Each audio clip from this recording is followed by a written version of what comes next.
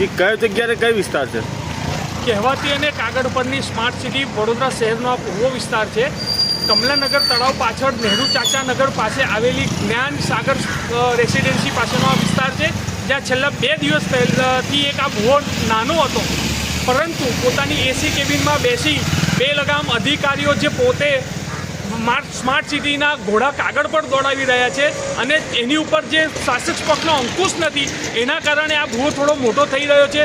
દિવસે ને દિવસે ભૂવાની સાઇઝ વધી રહી છે, પરંતુ નિંદ્રાધીન તંત્ર અને પોતાની એસી કેબિનમાં બેસી અને હવાઈ લૂંટી આ કોર્પોરેશન અને એના અધિકારીઓને આ ભૂવો પૂરવાનો ટાઈમ નથી.